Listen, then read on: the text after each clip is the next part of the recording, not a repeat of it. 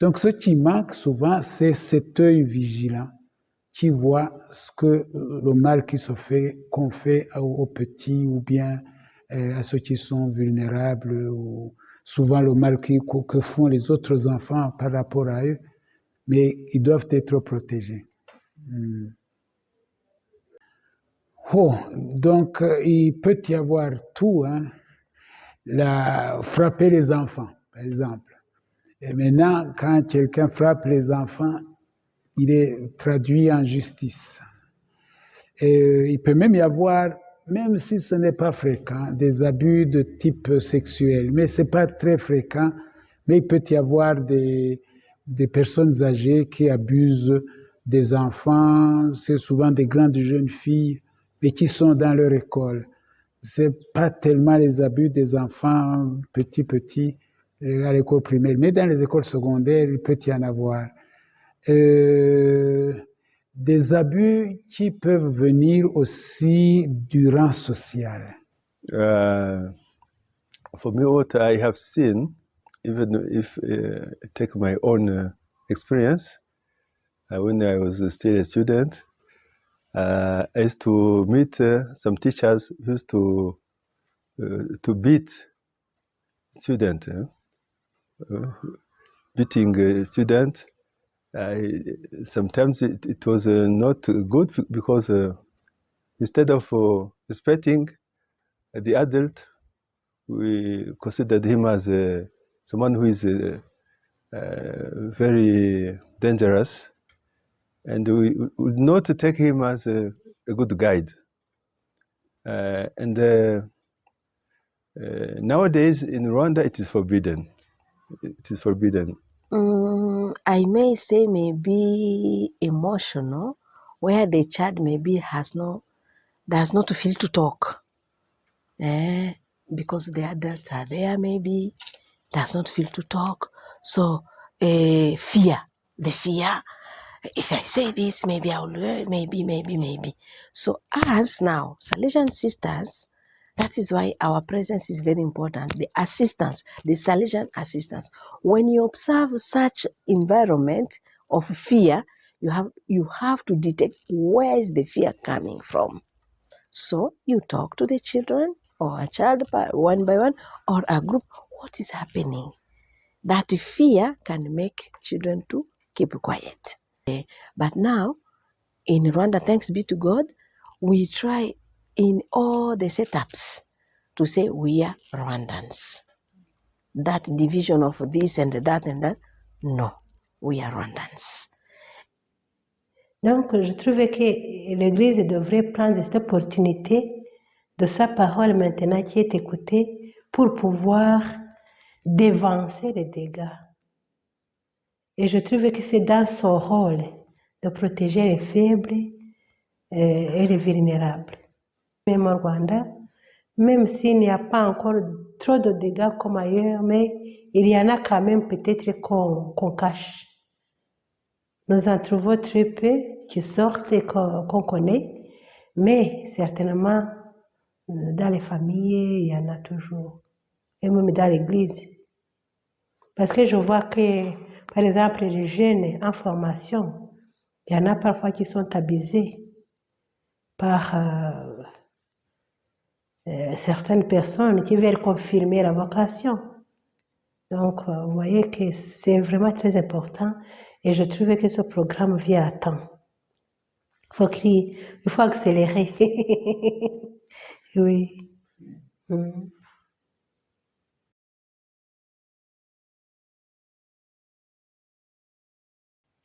En Kinyarwanda, c'est ibanga ry'amahoro.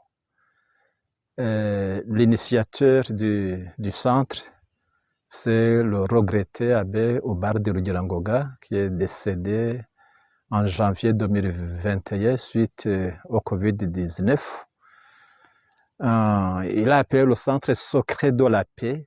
C'était pour dire que le pardon, l'exercice du pardon, demander pardon, donner le pardon, c'est là où se trouve le secret de la paix intérieure, la paix du cœur.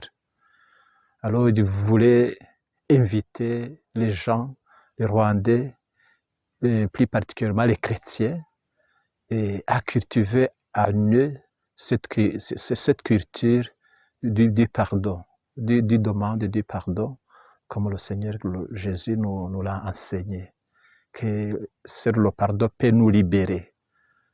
C'est ça.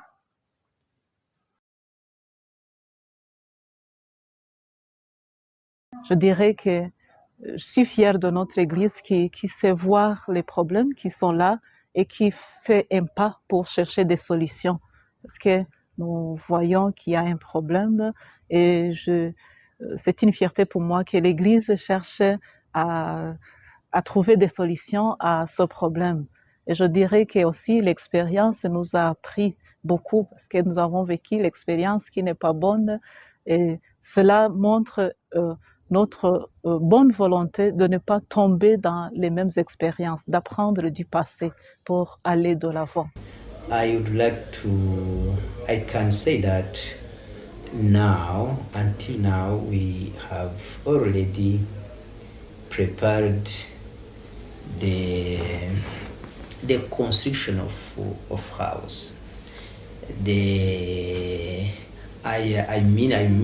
would like to mean that all the elements of the beginning are already there. Father Albert, as advisor memorial, is available, and the conference of bishops is informed and is ready to support. And the conference of religious is informed. All the members of the conference of religious and the religious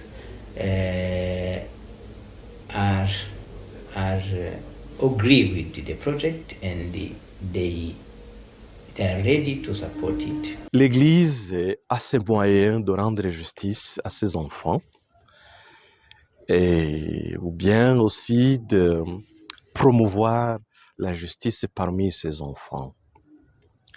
Bien sûr, nous ne parlons pas de la justice telle que chacun reçoit ce qui lui est dit, ce qui lui est dit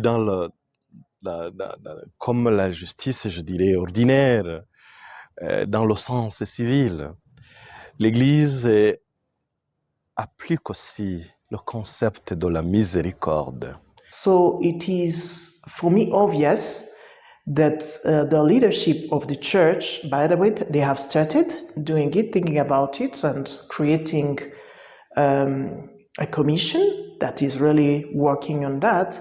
So I would encourage them to go in that direction, because for the last maybe 24 years, this wasn't spoken about, but this is a reality. The fact that it hasn't spoken out doesn't mean that it does not exist, but it is there. So now the church should now take the lead and speak about it, and let the Christians that go there for Christian listening, for spiritual direction, let them talk about it without really being judged. But what they really want is the support, and see if God is still there for them. And yes, indeed, He is there. Thank you. Donc, l'Église se montrait, j'allais dire, du côté des personnes vulnérables, des personnes abusées, et offrir un certain appui.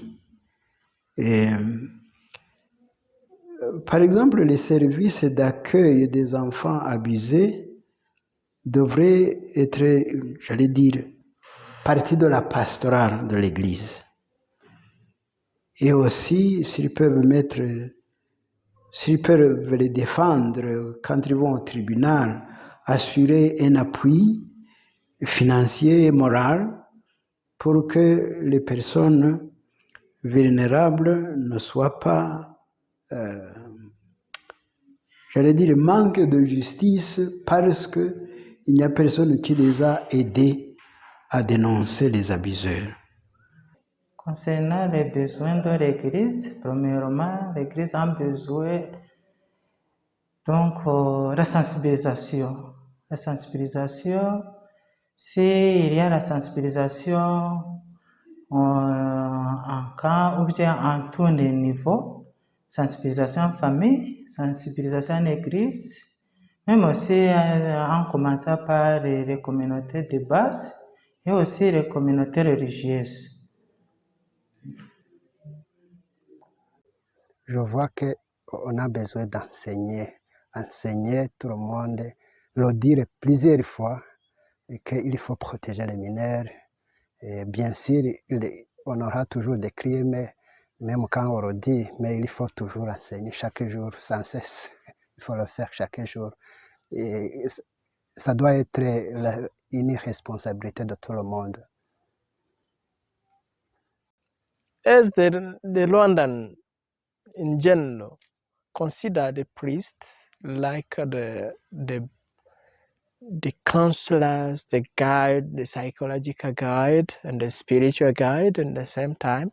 So, to initiate or to undertake memorial initiative in Rwanda, as a reader, Catholic Church, as a reader for this initiative, all Rwandan will be the direct beneficiaries of this program. Et il aura toujours de la crédibilité, Et les gens, ils ont confiance en l'Église. Et même, vous voyez, les gens qui viennent ici à ce centre, et dans ce processus-là de réconciliation pour trouver la paix du cœur, ils sont nombreux. Et ils viennent parce que ici, ils espèrent avoir un accompagnement. Et ils en trouvent effectivement. Et alors, si l'Église aussi, le diocèse s'engage dans cet autre processus, et les gens vont venir et on est prêt à les accompagner, on est prêt et à les aider. Parce que c'est un problème qui se trouve dans la société. Alors, l'Église ne peut pas rester silencieuse devant un tel problème. Ok, le besoin d'abord, c'est d'abord la sensibilisation. La sensibilisation pour prendre conscience que cela existe et qu'on peut faire quelque chose. Et cela alors partirait de la sensibilisation, soit à côté des parents, des enseignants, des enfants. Donc, pour les enfants, les droits dans leurs droits. Et pour les parents, savoir donc protéger les enfants. Et pour l'Église, alors être là et comme un grand-parent qui veille à la protection de ses enfants, à la protection de la vie. Et savoir aussi donc dénoncer s'il y a un cas. Ce sont les besoins.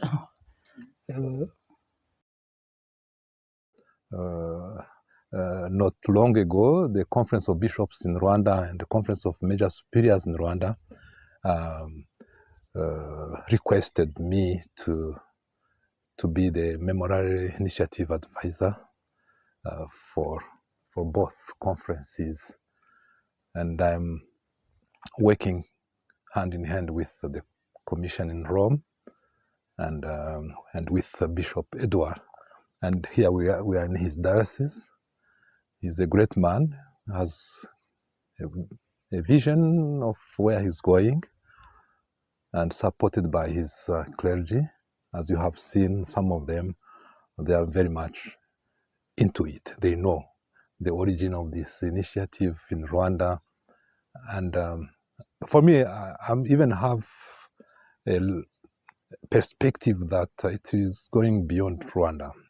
Even those, our neighbors from Congo, they can access to this center. So it can be international. I know it is a big responsibility that has been given to me, which shows the trust they have put in me. Sometimes I wonder how that happened to me.